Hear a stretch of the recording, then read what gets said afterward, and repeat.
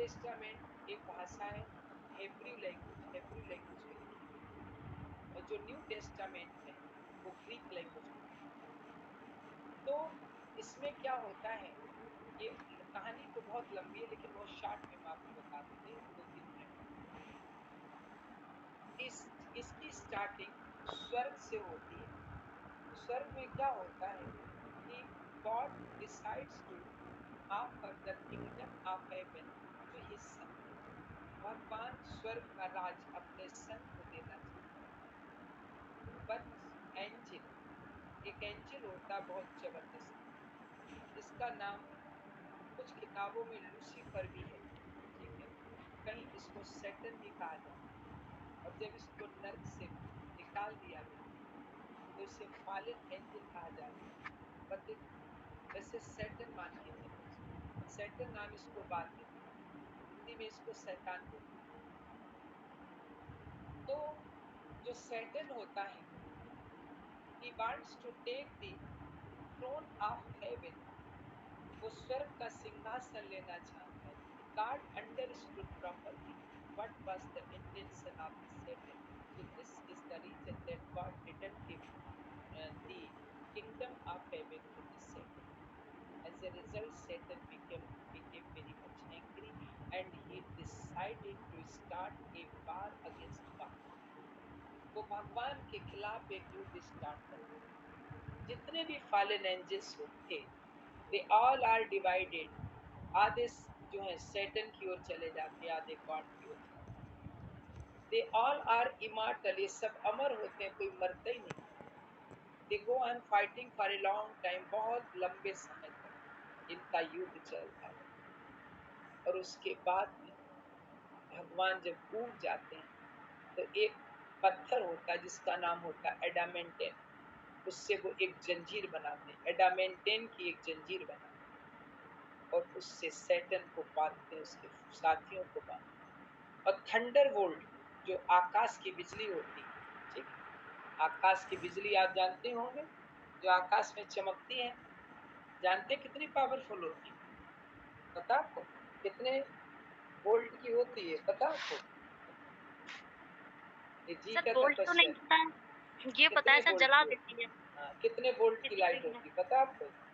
नहीं ये सर। होती है 10 टू पावर 12, 10 की पावर 12, यानी 10 के आगे 12 जीरो लगाओ, इतने वोल्ट की बिजली होती है। अगर मकान पे गिर जाए तो पूरा मकान में ढाल देगी, इतनी जबरदस्त हो जाती है। तो थंडर वोल्ट से गॉड ने जो था सैटन के चेहरे को जला दिया। And God threw Satan out of heaven, भगवान ने सैटन को स्वर्ग से फेंका। तो Satan with all his angels fell into hell. Satan अपने सारे एंजल्स के साथ नर्क में आकर के गिरा था, क्योंकि उस समय एक पृथ्वी थी ही नहीं, दो ही जगह थी, स्वर्ग और नर्क, ठीक है। नर्क में आकर के गिरा था। यहाँ 9 दिन 9 रात तक वो पड़ा रहा। गिरा कहाँ पे आकर के? एक झील थी जो आग की झील थी, जिसमें आग जलती रहती थी हमेशा, वहां सल्फर भरा था, सल्फर जलता रहता। तो 9 डेज के बाद जब ये जागता है तो ही says to his fellow Beelzebub, इसका जो फेलो है बेल्जेबिब, उससे कहता है कि it is not easy to defeat God. So he says that now he has realized that he cannot face God boldly and openly. वो कहता है अब मैं भगवान के खिलाफ युद्ध तो करूंगा लेकिन ओपनली नहीं करूंगा। What is the work of God? The work of God is to make goodness, and he says that he will create evil. In this way he will work against the will of God. तो कहता है मैं भ्रष्ट करूंगा भगवान के, जो Adam ewe है उनको मैं जाकर के भ्रष्ट करूंगा। स्वर्ग में एक बगीचा होता है ईडन, वहां एडम और ईव रहते। सैटन सांप का रूप रख के वहां जाता है। Satan assumes the form of a snake and reaches there, वहां पहुंचता है तो उस बगीचे में एक पेड़ होता है, that is called the tree of knowledge, जो ज्ञान का पेड़ होता है, उस पर फल लगे होते हैं। तो भगवान मना कर देते हैं एडम ईव के लिए कि आप ये पेड़ के फल मत खाना, क्योंकि जिस दिन आप फल खा लेंगे आपको दुख दर्द का ज्ञान हो जाएगा, जीवन मृत्यु का ज्ञान हो जाएगा, और उसी दिन से तुम्हें दुख दर्द जीवन मृत्यु मिलना स्टार्ट होगा। तो सैटन आके कहता, पहले ईव से कहता है कि ईव से कहता, why don't you eat the fruit of this tree? Eve says that it is forbidden tree, how she can take it? तो सैटन कहता है कि God has be fooled you, भगवान ने तुम्हें मूर्ख बना। Do you know why God has prohibited this tree? क्या तुम्हें पता है भगवान ने इस पेड़ के फल को खाने से मना किया? क्योंकि if you eat the fruit of this tree you will become goddess, तुम देवी हो जाओगी, गॉडेस हो जाओगी अगर तुम इस फल को खा लोगी। तो ईव जो होती है वो सीड्यूस हो जाती है, उसके लालच में आ जाती है, और she enjoys the fruit of that forbidden tree, वो उस मनादी पेड़ के फल को खाना शुरू कर। जब एडम आता है तो एडम से भी वो कहती है कि फल को खा लो, तुम गार्ड बन जाओ, तो वो भी फल खा लेते। God becomes angry because these two people have disobeyed God. फिर भगवान इन्हें बाद में स्वर्ग से निकाले। तो इस तरह की स्टोरी है, बहुत लंबी है, लेकिन थोड़ा हमने आपको आइडिया दे दिया जल्दी जल्दी। अब देखिए, इसमें स्टार्टिंग की केवल 26 लाइन है, और हमने आपको टीजीटी में भी बताया था, इस पर हम लोगों ने बहुत डिस्कशन किया था कि इसकी जो 26 लाइन है, ठीक है,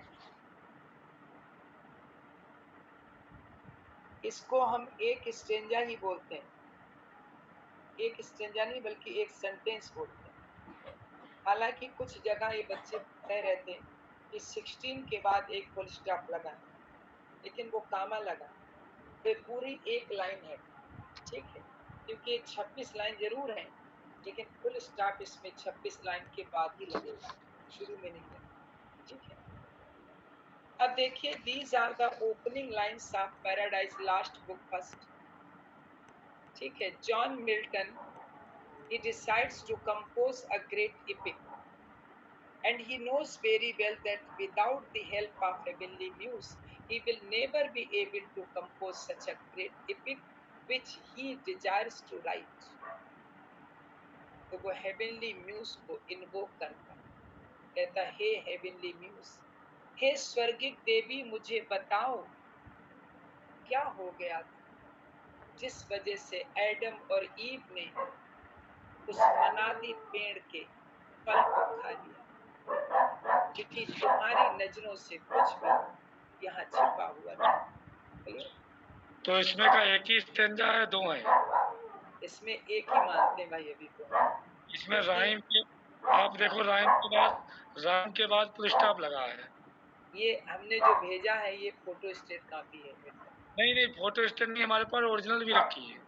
चलो ओरिजिनल आप हमें भेज देना, अगर हम देख लेंगे इसको। हमने आपके लिए ओरिजिनल टेक्स्ट से भेजा था, तो उसमें कामा ही लगा था, आप ध्यान दीजिएगा, शायद आपने ध्यान नहीं दिया। इसमें तो फुल स्टॉप लगा है। चल नहीं, इसमें तो ये फोटो स्टेट है, हो सकता किसी बच्चे ने लगा दिया हो। चलो इसको हम फिर से एक बार देखेंगे, लेकिन फुल स्टॉप 26 लाइन के बाद ही लगा। आप ओरिजिनल टेक्स्ट को देखेंगे तो 26 लाइन्स के बाद ही है। और हमें अगर विनीत आपके पास वो कॉपी हो जो हमने भेजी है ओरिजिनल टेक्स्ट से, तो उससे आप देखिएगा, उसमें आपको मिलेगा, ठीक है विनीत? चलो, हमने आपके पास भेज दी अभी है। चलिए ठीक, इसमें बड़ा विवाद हुआ था, कुछ बच्चे यही कह रहे थे कि ये दो स्टेंजा है, एक 16 लाइन के बाद फुल स्टॉप लगा। तो फिर हमने जो था, फिर हमने इसका ओरिजिनल टेक्स्ट निकाला था, आपको शायद ध्यान होगा, और ओरिजिनल टेक्स्ट से जो था हमने आपके पास लाइंस भेजी थी, ठीक है। तो ये ज़्यादा विवाद का विषय नहीं है, इसको हम लोग जो है ओरिजिनल टेक्स्ट जब देखेंगे और जब कामा लगा होगा तो 26 लाइन का ही एक हो जाए, ठीक है। चलिए अब हम बात करते हैं इसको पढ़ाने की ओर बढ़ते हैं, ठीक है। तो मिल्टन जो है वो हेवनली म्यूज स्वर्गिक देवी से पूछ रही है कि ऑफ मैन्स फर्स्ट डिसओबीडियंस, हे स्वर्गिक देवी मुझे बताओ कि मनुष्य ने जो पहला डिसओबीडियंस का काम किया था उसके पीछे रीजन क्या। इसमें एक चीज और ध्यान रखना, एक बार क्वेश्चन ये भी आया था कि पैराडाइज लास्ट जो है वो किस पार्ट्स ऑफ स्पीच से स्टार्ट होती है, ध्यान रखना। तो ये आप से स्टार्ट होती है, यानी प्रीपोजिशन से। हाँ, क्योंकि बच्चे आप भूल जाते, उन्हें वो मैन ध्यान रहता तो वो नाउन लिखा, लेकिन ऑफ मैन है, खाली मैन, ठीक है। तो मिल्टन कहते हैं, और आज आपको ग्रामर भी पढ़ाएंगे, मैं भी एक थोड़ी देर और पढ़ा के फिर ग्रामर भी स्टार्ट करेंगे। Of man's first disobedience, man ने जो सबसे पहले भगवान की आज्ञा का उल्लंघन किया था, हे देवी हे गॉडेस, उसके पीछे कारण क्या, उल्लंघन क्या किया। And the fruit of that forbidden tree, उस मनादी पेड़ के फल को खाया था, और हुज मार्टल टेस्ट, जिसका घातक स्वाद brought death into the world, इस दुनिया में मौत को लाया, and all our woe, और हमारे सारे दुखों को ले। इससे पहले इंसान को नहीं मालूम था कि मौत क्या होती, दुख क्या होती। जब हमने अर्थात एडम ईव ने वो ज्ञान का फल खाया, तो ज्ञान का फल खाते ही उन्हें दुख दर्द जीवन मौत सबका ज्ञान है। तो ऑफ मैन्स फर्स्ट डिसओबीडियंस, ये बहुत टफ है, इसको दिक्कत आप पूछ लीजिएगा। Of man's first disobedience, man ने जो पहली बार भगवान की आज्ञा का उल्लंघन किया, and the fruit of that forbidden, और भगवान के मनादी पेड़ का फल खाया, और हुज मार्टल टेस्ट, जिस फल का घातक स्वाद brought death into the world, इस दुनिया में मौत को लेकर आया, एंड ऑल आवर वो, और हमारे सारे दुखों को लेकर विद लॉस ऑफ ईडन, और इंसान ने, हम लोगों ने अर्थात एडम ईव ने ईडन को खो दिया। अब वो स्वर्ग हमें कब मिलेगा, कब मिलेगा, टिल वन ग्रेटर मैन, अब एक महान व्यक्ति का यहाँ जन्म होगा, एक महान व्यक्ति यहाँ आएंगे। कौन महान व्यक्ति, जीसस क्राइस्ट। रीस्टोर अस, वही ये खोया हुआ स्वर्ग हमें फिर से प्रदान कर, and regain the blissful seat, और वो आनंददायक जो सीट है स्वर्ग, उसको तभी हम फिर से प्राप्त कर पाए। देखिए ऐसा माना जाता है कि एडम ईव ने जो गुनाह किया था उसकी सजा जो थी वो जीसस क्राइस्ट ने भुगती थी। उन्हें सूली पे लटकाया गया, उनकी बॉडी से ब्लड निकला था, तो ये मनुष्यों के गुनाह का ही रिजल्ट था, जिसका पश्चाताप जीसस क्राइस्ट ने किया। यहाँ तक क्लियर हो गया। इसकी जरा रीडिंग लगा के देख लो, अगर कोई दिक्कत हो तो पूछ लो, तब फिर आगे चलो।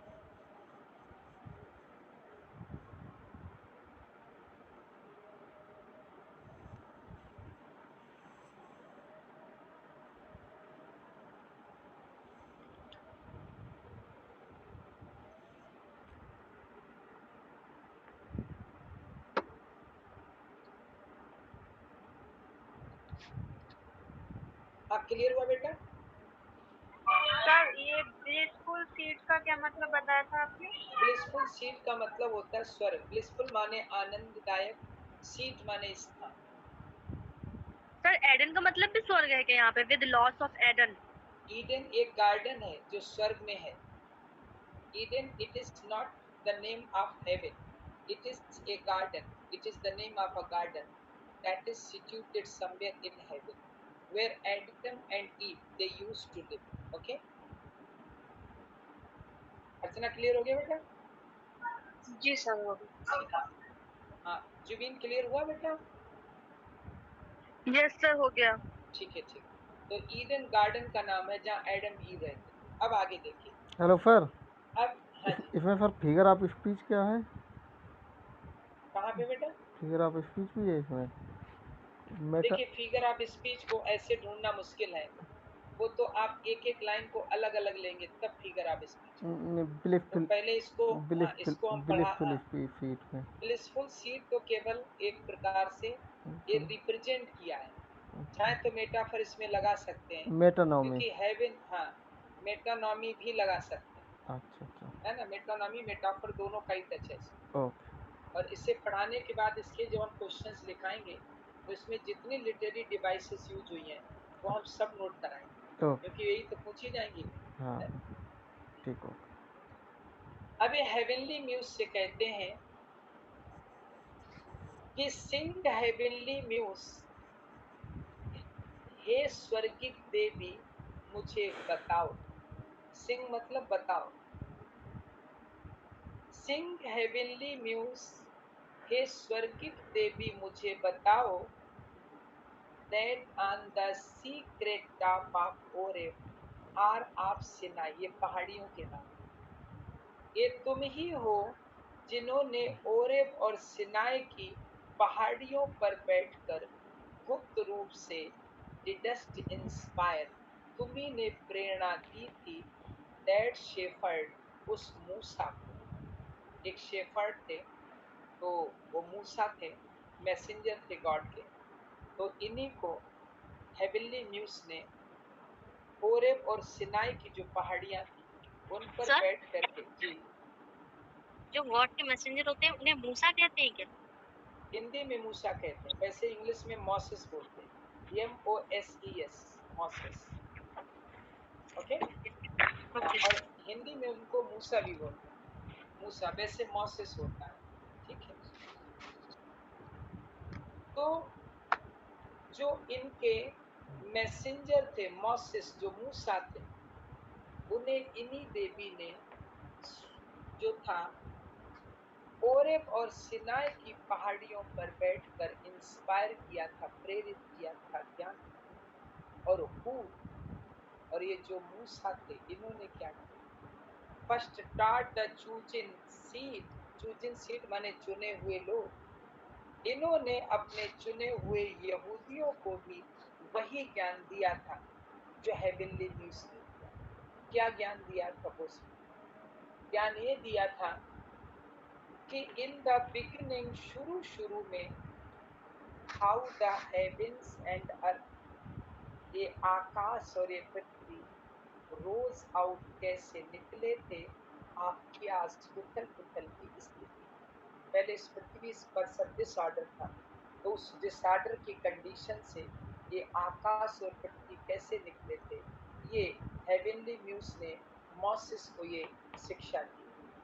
अब ये देवी से कहते हैं, तो देवी तुम्हें ये भी मालूम होगा कि एडम ईव ने वो फल क्यों खाया, तो उसका हमें कारण बताओ. और इफ साइन हिल, साइन के पर्वत है ये जेरूसलम में, कि अगर साइन के हिल डिलाइट दी मोर, हे देवी अगर साइन के पर्वत तुम्हें आनंद देते, एंड सिलोआ ब्रू, और सिलोहा के जो पानी की धाराएं हैं, दैट फ्लोड जो बहती हैं, फास्ट माने नजदीक से, बाई द ओरे के लाभ गाड भगवान के मंदिर. यानी अगर सिलोहा के वो झरने, वो पानी की धाराएं जो भगवान के मंदिर के नजदीक से होकर बहती, ये देवी अगर ये धाराएं, ये पानी की धाराएं, ये साइन के हिल, अगर ये सब तुम्हें आनंदित करते हैं, तो हे देवी तुम मेरी भी बात सुनो.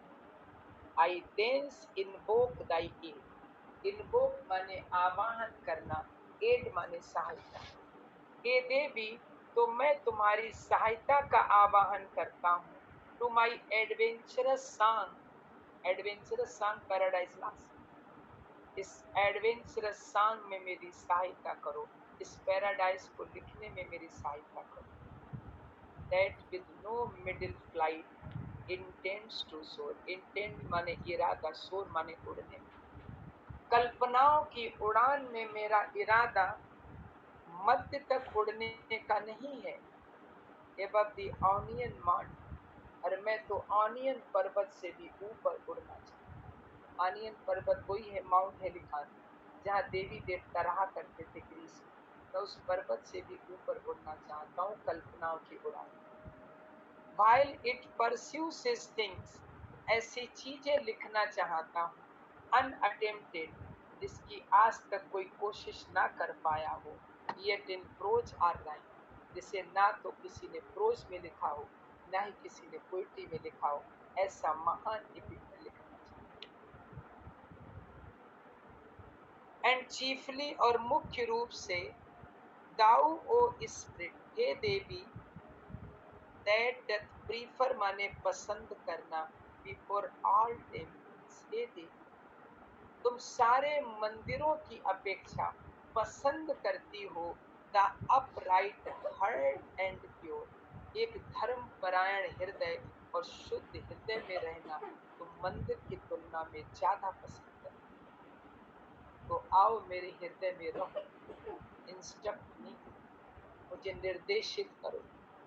For thou knowest, क्योंकि हे देवी तुम ही जानती हो। For thou knowest, तुम ही जानती हो कि पृथ्वी पर क्या हुआ, एडम ईव ने वो फल क्यों खाया, तुम ही जानती हो। Thou from the first, इस पृथ्वी पर सबसे पहले तुम ही उपस्थित थी। Was present, इस पृथ्वी पर तुम ही प्रेजेंट थी। And with mighty wings, और तुमने अपने शक्तिशाली पंख आउट स्प्रीड, ऐसे फैला रखे थे, रोब लाइक, जैसे भागता चिड़िया अपने पंख फैलाती है और सेटेस्ट ब्रूडिंग, और अंडों पर बैठकर अंडे सेती है।